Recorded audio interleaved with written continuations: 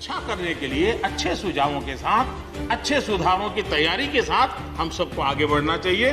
मैं आप सबको निमंत्रण देता हूं, आइए हम देश को आगे ले जाने के लिए, कृषि क्षेत्र की समस्याओं का समाधान करने के लिए आंदोलनकारियों को समझाते हुए हमने देश को आगे ले जाना होगा। हो सकता है कि शायद आज नहीं तो कल जो भी यहाँ होगा, किसी न किसी को ये काम करना ही पड़ेगा। आज मैंने किया है, गालियां मेरे खाते में जाने दो, लेकिन इस अच्छा करने में आप जुड़ जाओ। बुरा हो मेरे खाते में, अच्छा हो आपके खाते में, आओ मिलकर के चले। कोई कमी हो तो उसको ठीक करेंगे, और कहीं ढिलाई है तो उसको कसेंगे। ऐसा तो है नहीं कि सब दरवाजे बंद कर दिए बस। और इसलिए मैं कहता हूं, मैं विश्वास दिलाता हूं कि मंडियां अधिक आधुनिक बने, अधिक प्रतिस्पर्धी होगी। इस बार बजट में भी उसके लिए हमने प्रावधान किया है। इतना ही नहीं, एमएसपी है, एमएसपी था, एमएसपी रहेगा।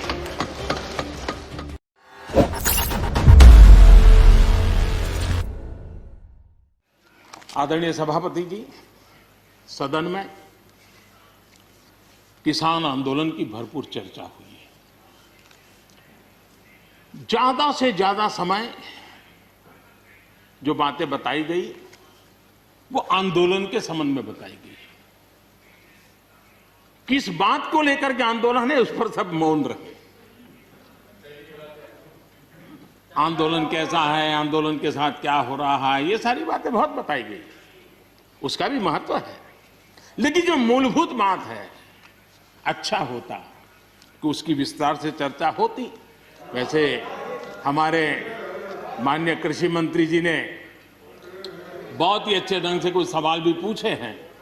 उन सवालों के जवाब तो नहीं मिलेंगे, मुझे खातरी है, लेकिन उन्होंने बहुत ही अच्छे ढंग से इस विषय की इस सदन में चर्चा की है।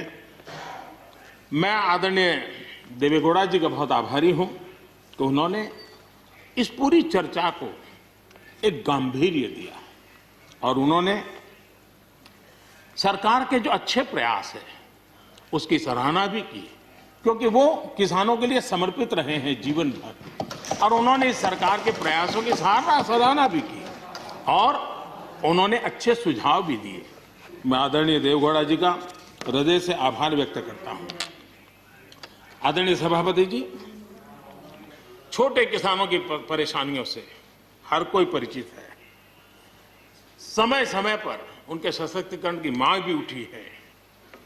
हमारे आदरणीय शरद पवार जी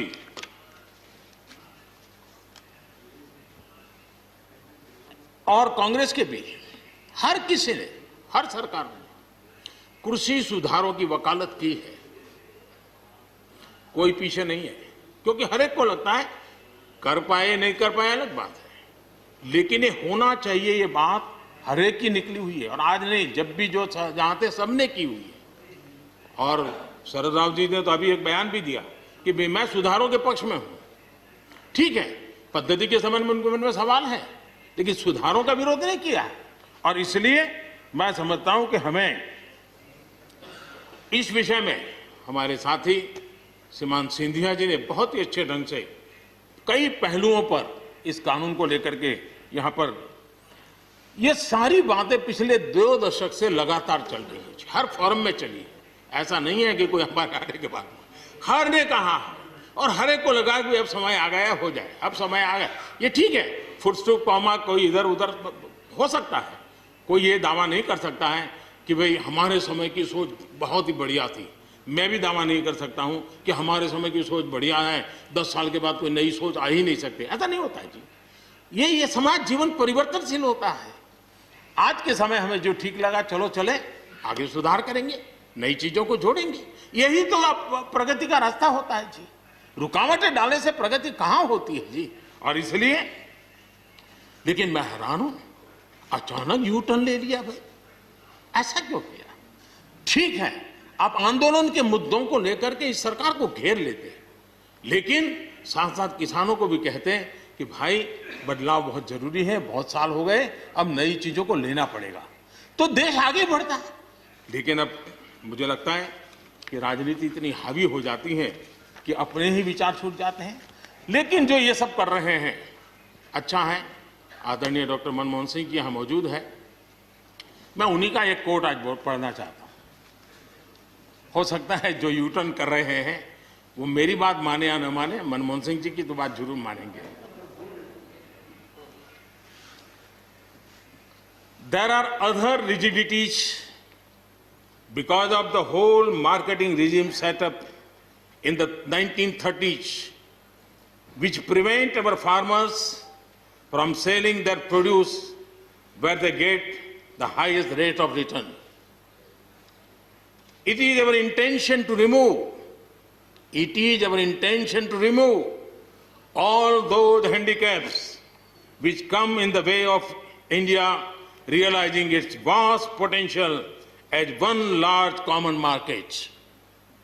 ये आदरणीय मनमोहन सिंह जी का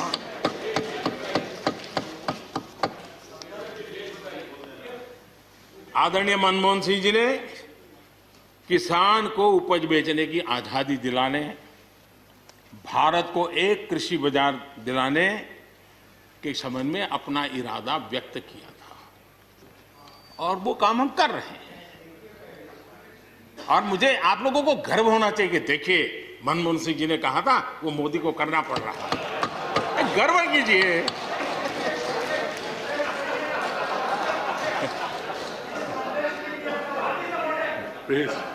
प्लीज। और मजा ये है कि जो लोग पॉलिटिकल बयानबाजी करते हैं उछल उछल करके, उनके राज्यों में भी जब उनको मौका मिला है, इसी में से आधा अधूरा कुछ न कुछ किया ही किया है। हर किसी ने, यहां जो विरोध में दल है उनकी भी जहां सरकारें हैं वहां आधा अधूरा कुछ न कुछ तो किया ही है, क्योंकि उनको भी मालूम है रास्ते का रास्ता तो यही है। और मैंने देखा इस चर्चा में लॉ का जो स्पिरिट है उस पर किसी की चर्चा नहीं हुई है। शिकायत दिया गया तरीका ठीक नहीं था, जल्दी कर दिया, इसको नहीं पूछा, ये रहता है। वो तो परिवार में शादी होती है तो भी फूफी नाराज होकर के कहती है मुझे कहां बुलाया। वो तो रहता है, इतना बड़ा बड़ा परिवार है तो रहता ही है।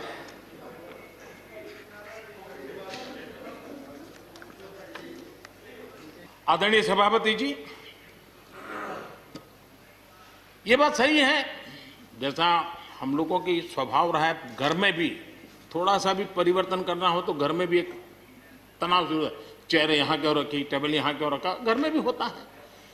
इतना बड़ा देश है और जिस प्रकार की परंपराओं से हम पले बढ़े हैं, तो ये मैं स्वाभाविक मानता हूँ। जब भी कोई नई चीज आती है तो थोड़ा बहुत रहता ही हमारे यहाँ, क्योंकि असमंजस की स्थिति भी रहती है। लेकिन जरा वो दिन याद कीजिए जब हरित क्रांति की बातें होती थी। हरित क्रांति के समय जो कृषि सुधार हुए, तब भी जो आशंकाएं हुई, जो आंदोलन हुए, ये वेल डॉक्यूमेंटेड है और ये देखने जैसा है। कृषि सुधार के लिए सख्त फैसले लेने के उस दौर में शास्त्री जी का हाल ये था कि अपने साथियों में से कोई कृषि मंत्री बनने को तैयार नहीं होता था, क्योंकि लगता था कि ऐसा है हाथ जल जाएंगे और किसान नाराज हो जाएंगे तो मेरी तो राजनीति समाप्त हो जाएगी। ये शास्त्री जी के समय की घटनाएं हैं।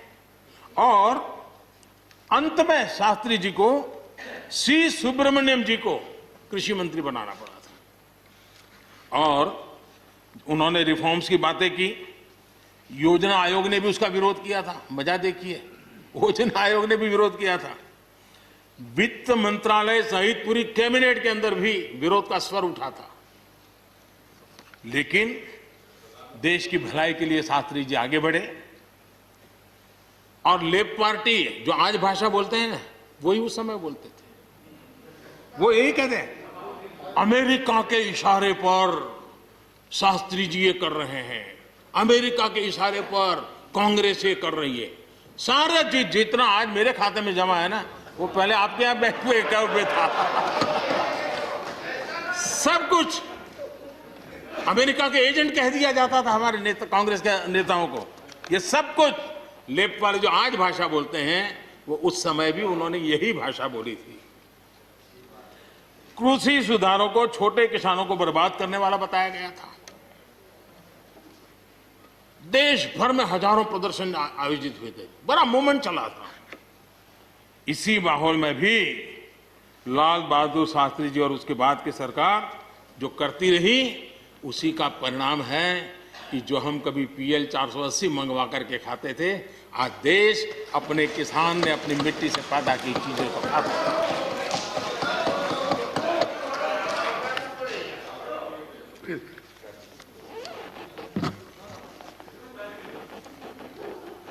रिकॉर्ड उत्पादन के बावजूद भी हमारे कृषि क्षेत्र में समस्याएं हैं। कोई ये तो मना नहीं कर सकता है समस्याएं नहीं है, लेकिन समस्याओं का समाधान हम सबको मिलकर के करना होगा। और मैं मानता हूं कि अब समय ज्यादा इंतजार नहीं करेगा। हमारे राम गोपाल जी ने बहुत ही अच्छी बात कही कि उन्होंने कहा कि कोरोना लॉकडाउन में भी हमारे किसानों ने रिकॉर्ड उत्पादन किया। सरकार ने भी बीज, खाद, सारी चीजें कोरोना काल में भी पहुंचाने में कोई कमी नहीं होने दी, कोई संकट नहीं आने दिया, और उसका सामूहिक परिणाम मिला कि देश के पास यह भंडार भरा रहा। उपज की रिकॉर्ड खरीदी भी इस कोरोना काल में ही हुई। तो मैं समझता हूं कि हमने नए नए उपाय खोज करके आगे बढ़ना होगा। और जैसा मैंने कहा, कोई भी हम कई कानून है, हर कानून में 2 साल 5 साल के बाद, कभी 2 महीने 2-3 महीने के बाद सुधार करते ही करते हैं। हम कोई स्टैटिक अवस्था में जीने वाले लोग थोड़े हैं जी। जब अच्छे सुझाव आते हैं तो अच्छे सुधार भी आते हैं, और सरकार भी अच्छे सुझावों को, और सिर्फ हमारी नहीं, हर सरकार ने अच्छे सुझावों को स्वीकार किया। यही तो लोकतंत्र की परंपरा है। और इसलिए अच्छा करने के लिए अच्छे सुझावों के साथ, अच्छे सुधारों की तैयारी के साथ हम सबको आगे बढ़ना चाहिए। मैं आप सबको निमंत्रण देता हूं, आइए हम देश को आगे ले जाने के लिए, कृषि क्षेत्र की समस्याओं का समाधान करने के लिए आंदोलनकारियों को समझाते हुए हमने देश को आगे ले जाना होगा। हो सकता है कि शायद आज नहीं तो कल जो भी यहाँ होगा, किसी न किसी को ये काम करना ही पड़ेगा। आज मैंने किया है, गालियां मेरे खाते में जाने दो, लेकिन इस अच्छा करने में आप जुड़ जाओ। बुरा हो मेरे खाते में, अच्छा हो आपके खाते में, आओ मिलकर के चले।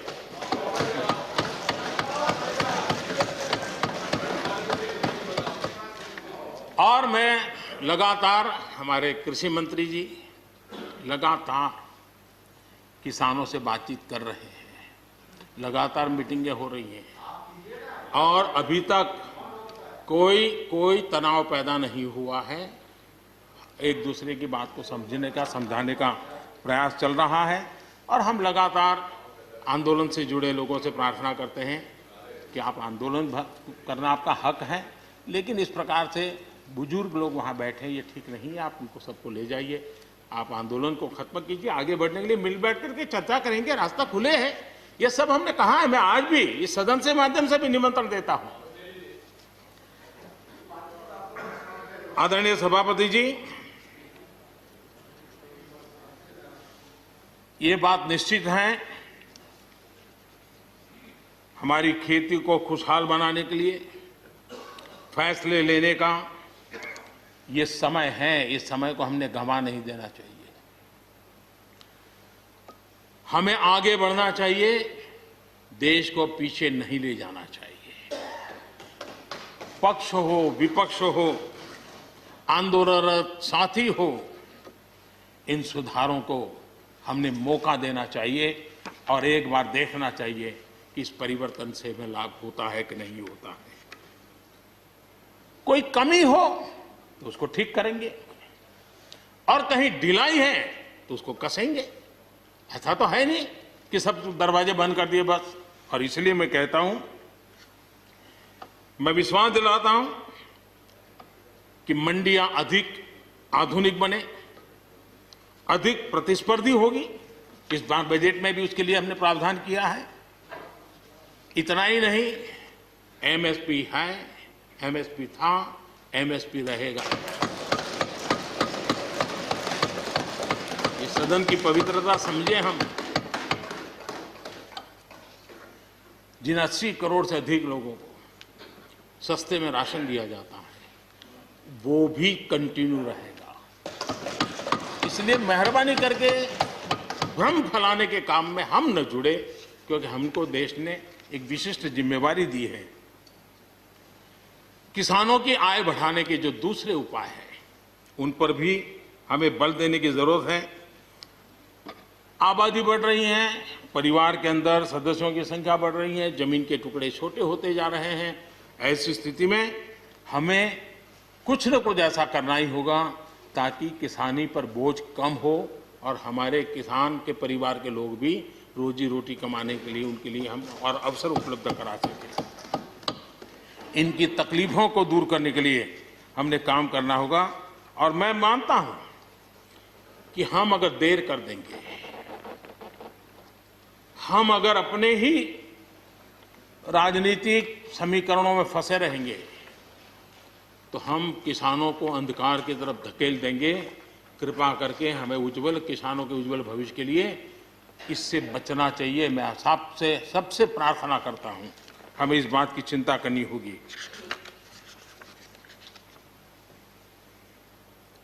आदरणीय सभापति जी, डेयरी और पशुपालन हमारे कृषि क्षेत्र के साथ बढ़ावा देने की जरूरत है ताकि हमारा किसान पगभर हो। उसी प्रकार इसी काम के लिए हमने फूट एंड माउथ डिसीज के लिए एक बहुत बड़ा अभियान चलाया है ताकि वो किसान को या पशुपालक जो बाय एंड लार्ज किसानी से जुड़ा हुआ रहता है उसको भी लाभ होगा। हमने फिशरीज को भी एक अलग बल दिया, अलग मिनिस्ट्री बनाई और 20,000 करोड़ रुपए मत्स्य संपदा योजना के लिए लगाया है ताकि ये पूरे क्षेत्र को एक नया बल मिले। स्वीट रिवॉल्यूशन, भारत में बहुत संभावनाएं हैं और इसलिए भारत ने किसान, उसके लिए बहुत जमीन की जरूरत नहीं है, अपने ही खेत के कोने में वो कर दें तो भी साल में 40,000, 50,000, लाख रुपया, 2 लाख रुपया कमा लेगा वो। और इसलिए हम स्वीट रिवॉल्यूशन, शहद के लिए, हनी के लिए, उसी प्रकार से बी वैक्स, दुनिया में बी वैक्स की मांग है, भारत बी वैक्स एक्सपोर्ट कर सकता है। हमने उसके लिए एक माहौल बना और किसान के खेत में ही छोटे किसान होगा तो एक कोने में वो एक नई कमाई कर सकता है। हमने इसको जोड़ना होगा और मधुमक्खी पालन के लिए कोई सैकड़ों एकड़ जमीन की जरूरत नहीं है, वो आराम से अपने यहाँ कर सकता है। सोलर पंप, सोलर हम कहते हैं अन्नदाता ऊर्जादाता बने, उसके खेत में ही वो अपने सोलार सिस्टम से ऊर्जा भी पैदा करे, सोलार पंप चलाए, अपनी पानी की आवश्यकता को पूरी करे, उसके खर्च को, बोझ को बंद करे और फसल एक लेता है तो 2 ले, 2 लेता है तो 3 ले। क्रॉप पैटर्न में बदल करना है तो बदल कर सके, उसकी दिशा में हम जा सकते हैं। और एक बात है, भारत की ताकत ऐसी समस्याओं के समाधान करने की और नए रास्ते खोजने की रही है, आगे भी खुलेंगे। लेकिन कुछ लोग हैं जो भारत अस्थिर रहे, अशांत रहे, इसे लगातार कोशिशें कर रहे हैं। हमें इन लोगों को जानना होगा। हम ये न भूलें कि पंजाब के साथ क्या हुआ। जब बंटवारा हुआ सबसे ज्यादा भुगतना पड़ा पंजाब को। जब 84 के दंगे हुए सबसे ज्यादा आंसू बहे पंजाब के, सबसे ज्यादा दर्दनाक घटनाओं का शिकार होना पड़ा पंजाब को। जो जम्मू कश्मीर में हुआ, निर्दोषों को मौत के घाट उतार दिया गया। जो नॉर्थ ईस्ट में होता रहा, आए दिन बम, बंदूक और गोलियों का कारोबार चलता रहा। ये सारी चीजों ने देश को किसी न किसी रूप में बहुत नुकसान किया है। इसके पीछे कौन ताकतें हैं, हर समय हर सरकारों ने इसको देखा है, जाना है, परखा है। और इसलिए हमें उस जज्बे से इन सारी समस्याओं के समाधान के लिए हम तेजी से आगे बढ़े। और हम ये न भूलें कि कुछ लोग हमारे, खास करके पंजाब के, खास करके सिख भाइयों के दिमाग में गलत चीजें भरने में लगे हैं। ये देश हर सिख के लिए गर्व करता है। देश के लिए क्या कुछ नहीं किया इन्होंने। उनका जितना हम आदर करें उतना कम है। गुरुओं की महान परंपरा को, और मेरा भाग्य रहा है मुझे पंजाब की रोटी खाने का अवसर मिला है। मैं जिंदगी में बहुत महत्वपूर्ण वर्ष पंजाब में बिताए हैं, इसलिए मुझे मालूम है। और इसलिए जो भाषा उनके लिए कुछ लोग बोलते हैं, उनको गुमराह करने के जो लोग प्रयास करते हैं, इससे कभी देश का भला नहीं होगा। और इसलिए हमें इन दिशा में चिंता करने की आवश्यकता है। आदरणीय सभापति महोदय, हम लोग कुछ शब्दों से बड़े परिचित हैं। श्रमजीवी, बुद्धिजीवी, ये सारे शब्दों से परिचित हैं।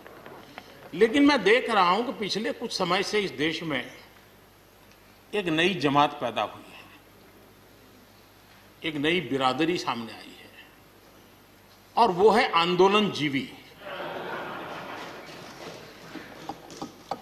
ये जमात आप देखोगे, वकीलों का आंदोलन है वो न वहां नजर आएंगे, स्टूडेंट का आंदोलन है वो वहां नजर आएंगे, मजदूर का आंदोलन है वो वहां नजर आएंगे, कभी पर्दे के पीछे कभी पर्दे के आगे। एक पूरी टोली है जी जो आंदोलनजीवी है। वो आंदोलन के बिना जी नहीं सकते हैं और आंदोलन से जीने के लिए रास्ते खोजते रहते हैं। हमें ऐसे लोगों को पहचानना होगा कि वो जो सब जगह पे पहुंच करके और बड़ा आइडियोलॉजिकल स्टैंड दे देते हैं, गुमराह कर देते हैं, नए नए तरीके बता देते हैं। देश आंदोलनजीवी लोगों से बचे, इसके लिए हम सबको, और ये उनकी ताकत है। उनका क्या है, खुद खड़ा नहीं कर सकते चीजें, किसी की चल रही तो जाके बैठ जाते हैं। वो अपना जो जितने दिन चले चल जाता है उनका। ऐसे लोगों को पहचानने की बहुत आवश्यकता है। ये सारे आंदोलनजीवी परजीवी होते हैं।